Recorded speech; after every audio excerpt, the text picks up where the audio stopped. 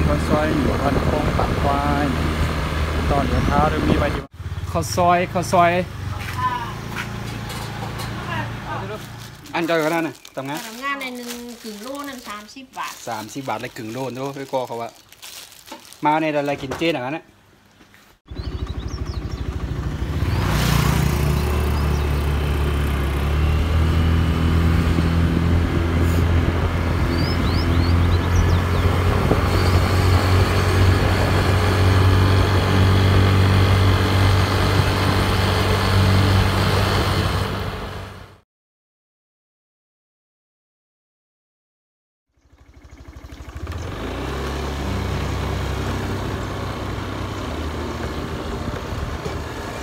พ่อค้าไม่สูงค่ะไม่สูงไว้ก้อยเซลทั้งเสียงขันฮ้อนยินจมขอบเจอเยอะๆดำน้ำค่าที่กดเข้ามาตัวข่าวที่ส่งไต่พาเที่ยวหรือว่าไต้หวันนี่ค่ะเนาะออกค้าเมื่อในกองรายการลีแล้วกันเนาะเมื่อในค้าได้อ่อนไว้ก็เขาว่าเลกินข้าวซอยหนักล้านแสงขายถูกผู้ข้าวซอยนี่ค่ะเนาะ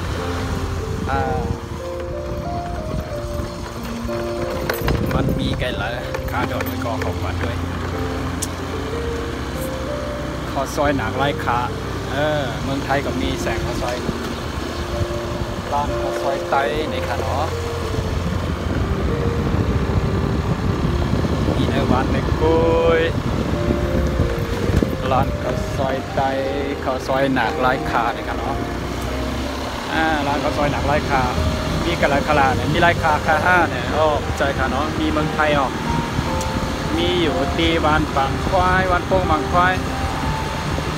อำเภอฝังจังหวัดเชียงใหม่ค่ะเนาะเนี่ยเจตอนเชียงใหม่ค่ะ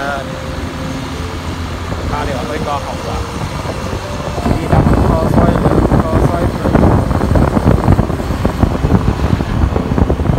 โคเนี่ยน้องห้องเขาซอยหนักราคากันไหนเจ้าของอยู่ราคากันนี่นะ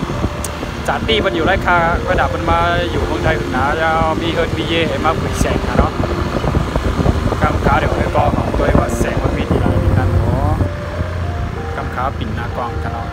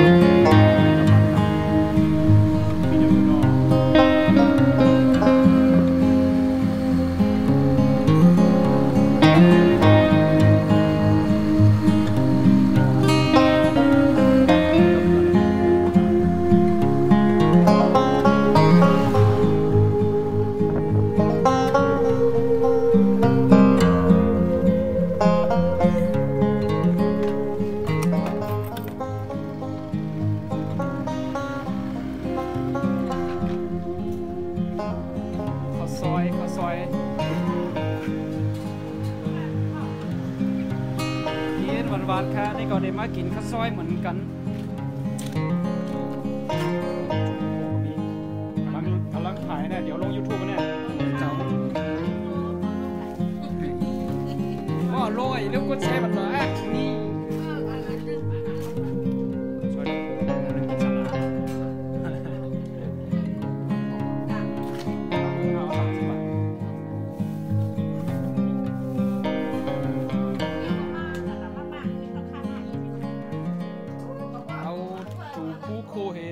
10 บาทกันเนาะ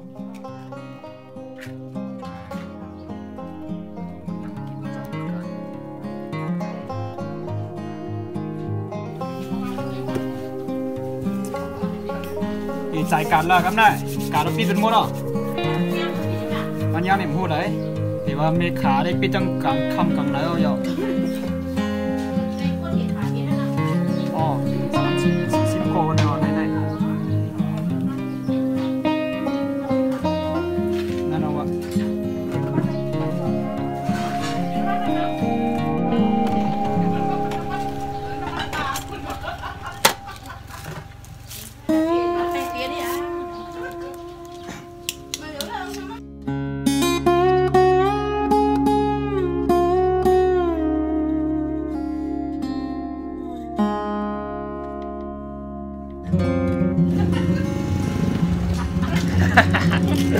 จับเนาะ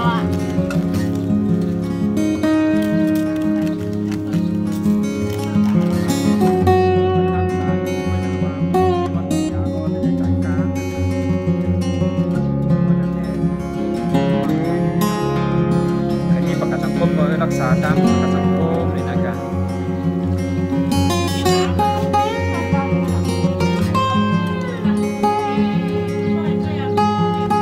โอ้ยก็ซอย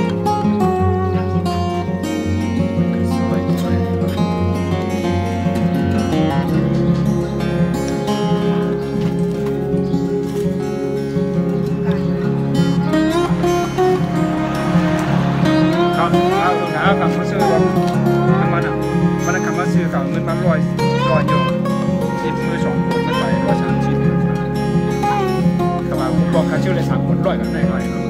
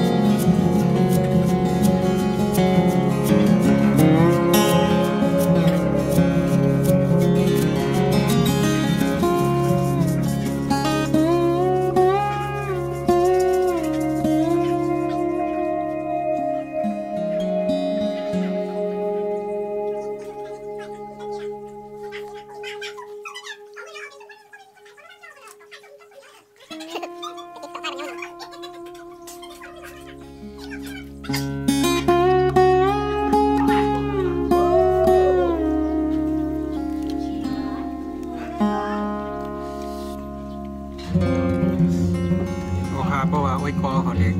ใครมากินในขนาดบ้านลีลอยข้างนะกระดังปังควายกันน้ำมันยาหนาวเห็นไอ้เลี้ยวซ้ายลงมาเนี่ย200 เมตรเอาละกันมีขายทุกวัน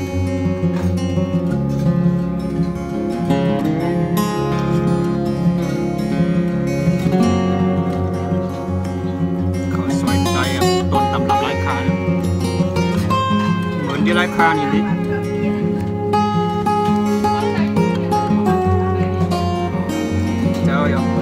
เพราะว่ามาเมืองผาก็ได้ถ้าเขาช่วยมีกันไหนก็เยอะนะที่มาเล่นหลายทางเลย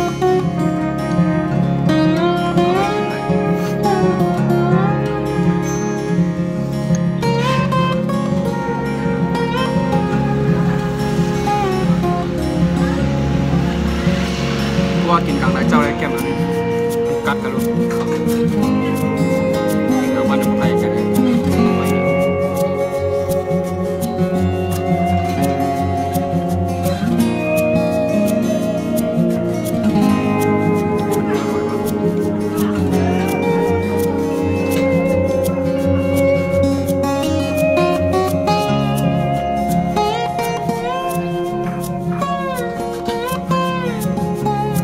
ก็ถามว่าวัดพวงมังควายมีกันหลายตลาดมาดังขึ้นหน่อยขาอะไรกันนะมาดังขึ้นหน่อยขาในก่อนที่ขึ้นหน่อยได้มีวัดบางควายโอ้ยพอก็มาเรื่อยๆฝ่ายวัดบางควายนะคนมีงอนมาอีกหนึ่งทำอยู่แต่คนมีงอนได้อยู่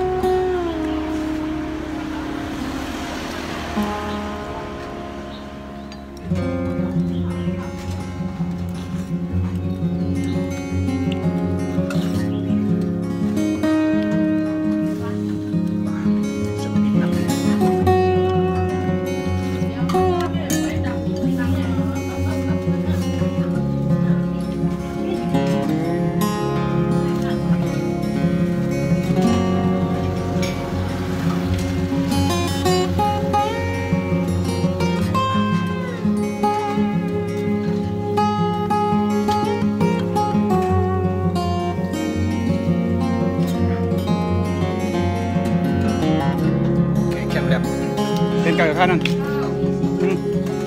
เขาตำงาก็มีขายด้วยลูกอันเดียวกันนั่นตำงา หน้าใน1กิโลนะ30 บาท 30 บาทได้ครึ่งโลไปพอเพราะว่ามาในอะไรกินเจนะนะเนื้อสมก็มีแต่ว่าหมด 40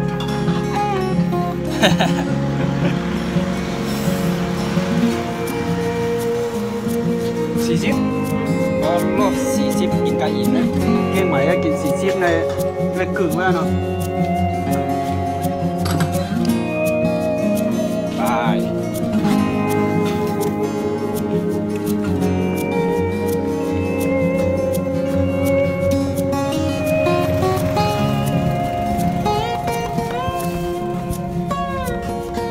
ร้านอาหารก็มีร้านอาหารตามสั่งเลยนะ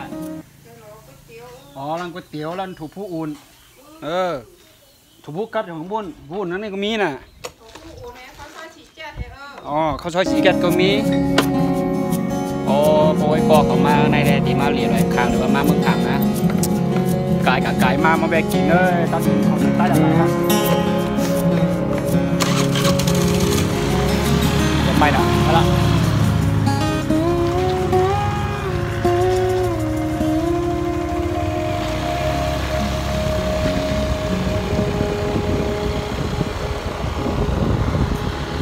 โอเคค่ะเนาะสำหรับคลิปนี้ก็ย้อนโปกันได้กันเนาะเย็นจม